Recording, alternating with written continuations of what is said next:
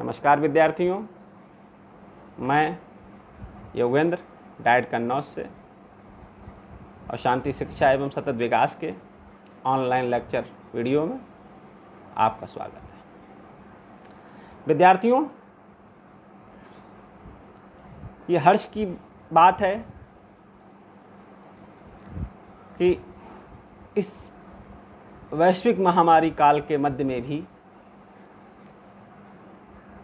हमने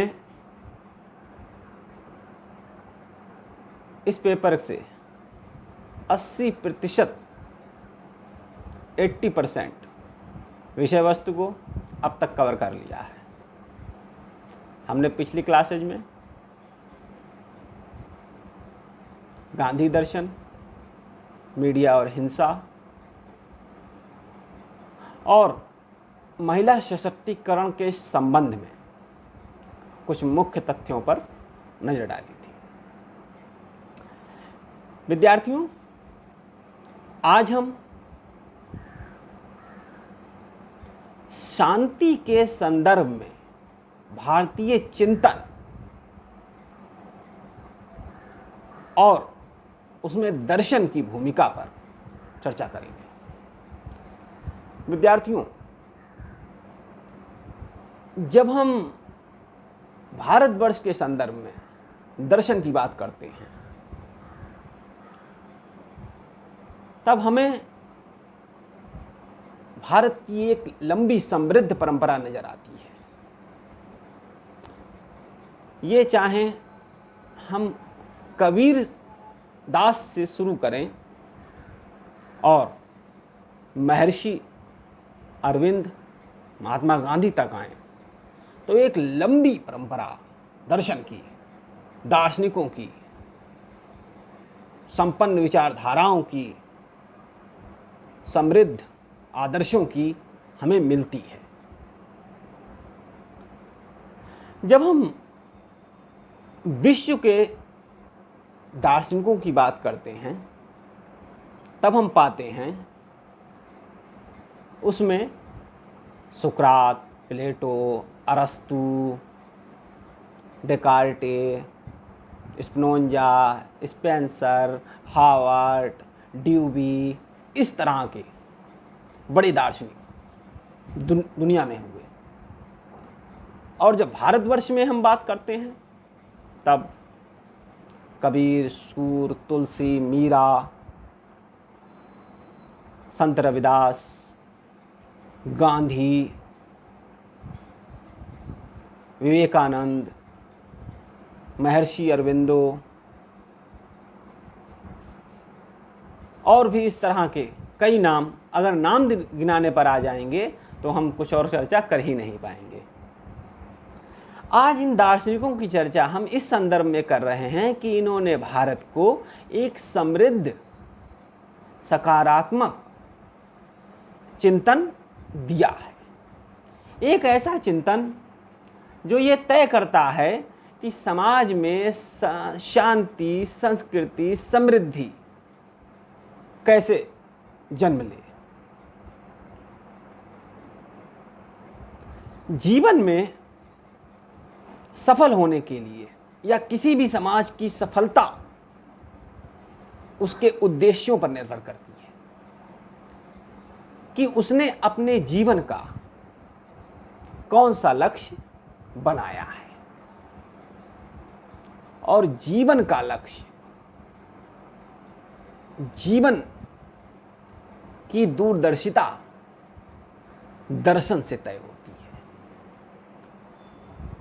है। दर्शन ये बताता है कि हम समाज को किस दिशा में ले जाएं, किन आदर्शों से उसे पल्लवित करें, किन विचारों से सुशोभित करें, हम क्या पढ़ें, हम क्या पढ़ाएं, कौन पढ़ेगा, कैसे पढ़ेगा, कितना पढ़ेगा, कहाँ पढ़ेगा, यह उत्तर हमें दर्शन देता है।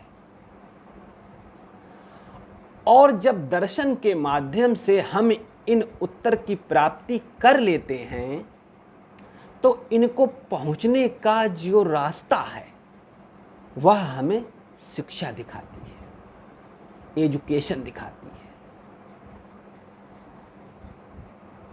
तो कहीं ना कहीं हम सीधे इस निष्कर्ष पर पहुंचते हैं कि शिक्षा और दर्शन ये दोनों एक दूसरे से परस्पर रूप से जुड़े हुए हैं। और राश महोदय, दुनिया के महान दार्शनिक रॉस साहब कहते हैं कि शिक्षा और दर्शन एक ही सिक्के के दो पहलू हैं, दो पक्ष हैं। यानी एक सिक्का, एक तरफ शिक्षा, एक तरफ दर्शन। दर्शन के अभाव में शिक्षा एक कदम भी नहीं चल सकती है। अर्थात शिक्षा दर्शन को मार्ग दिखाता है, उसका रास्ता तय करता है कि दर्शन हम करने की जो समझ है, दर्शन की जो दृष्टि है, वो कैसे जन्मती है, वो शिक्षा से जन्मती है।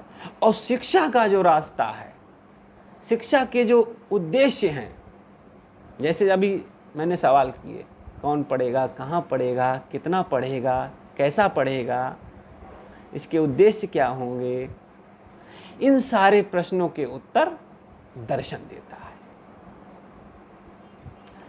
शिक्षा और दर्शन का एक अन्योन्याश्रित, यानी एक दूसरे पर दोनों आश्रित है। एक के अभाव में हम दूसरे के समृद्धि की कल्पना नहीं कर सकते। यही संबंध यह तय करता है कि किसी देश की दिशा और दशा क्या होगी। विद्यार्थियों, शिक्षा जहां एक पशुवत प्राणी को मानव बनाती है, मनुष्य बनाती है, समाज का एक सफल नागरिक बनाती है, वहीं दर्शन उस शिक्षा व्यवस्था की बाधाओं को दूर करता है। शिक्षा व्यवस्था को सफल बनाने में, समाज को सफल बनाने में उसके लक्ष्य निर्धारित करता है।